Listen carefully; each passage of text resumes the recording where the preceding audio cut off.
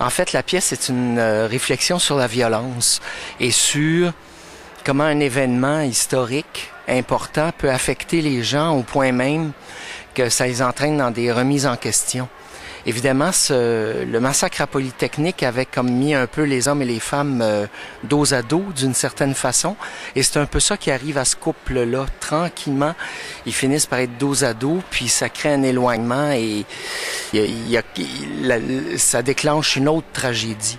C'est très rare que les artistes reviennent sur cet événement. Il y a Karine Vanasse qui veut en faire un film, mais il y a Gilbert Tup qui en fait une pièce de théâtre. Oui, on écrit.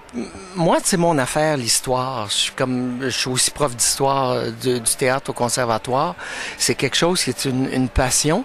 Puis pour moi, le théâtre, c'est un lieu où on raconte des histoires qui ont un sens historique d'une certaine façon, même si on peut pas parler d'histoire lointaine, c'est quand même l'histoire récente.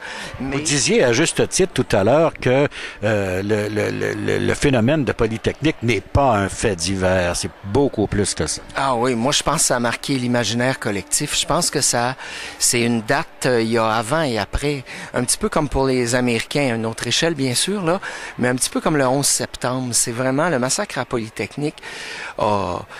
Même le visage de Montréal s'est transformé suite à ça, une morosité, la vie est devenue plus...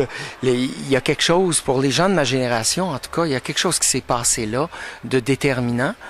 Et je me suis dit, il faut qu'on en parle à un moment donné. Mais évidemment, il y a des gens qui ont énormément souffert, il y a des gens, on se dit peut-être que des gens vont être dans la salle, venir voir la pièce. Alors ça prend du temps, faire ça. Ça pouvait pas se faire la première année. Non, ça prend de la délicatesse aussi. Puis je voulais traiter ça comme un sujet historique, pas faire de sensationnalisme ou pas faire du mon Dieu, c'est donc effrayant, mais de voir les répercussions profondes sur une société que ça peut avoir. Il faut avoir un certain courage parce qu'avouons-le, le sujet est délicat. Il est délicat, il est un peu tabou aussi.